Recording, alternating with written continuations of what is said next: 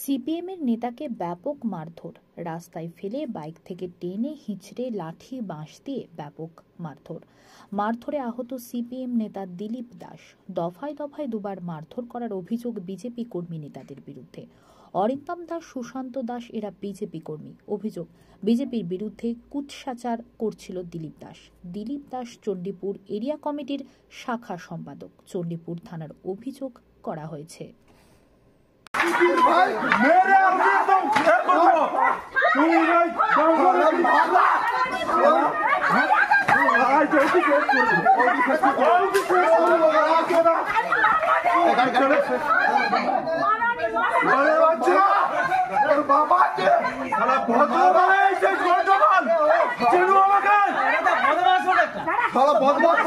Video কর, police ডাক, সকাল চোদা ঘরে যাচ্ছে, কাজ বন্ধ করতে আসছো।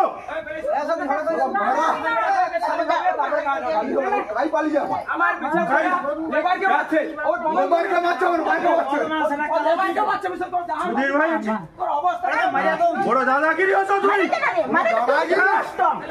তুই মাঠলে আক্রমণকারী বিজেপি দুষ্কৃতীদেরকে অবিলম্বে গ্রেফতার করতে হবে। এই চণ্ডীপুর ব্লকের আইবিজে কমরেড দিলীপ দাসের ঘটনার 24 ঘন্টা অতিবাহিত হলো, গ্রেফতার কেন হলো না? ওসি জবাব চাই, জবাব দাও। বিজেপির জঘন্য ঘৃণ্য ঘটনার প্রতিবাদে সর্বস্তরের গণতন্ত্র প্রিয় মানুষ এক হও। সিপিআইএম এর আসাম শাখা সম্পাদক কমরেড দিলীপ দাসের ওপর গতকাল সন্ধ্যায় ঘৃণ্য জঘন্য আক্রমণ করলে কেন? বিজেপি আশ্রিত সমাজ বিরোধী শাখা সম্পাদক কমরেড দিলীপ দাসের উপরে আক্রমণ হলো কেন? জবাব চাই, জবাব দাও। বিজেপির সমাজ বিরোধীদের দ্বারা এলাকার শাখা সম্পাদক আক্রান্ত, সেই আক্রমণকারী বিজেপি দুষ্কৃতীদেরকে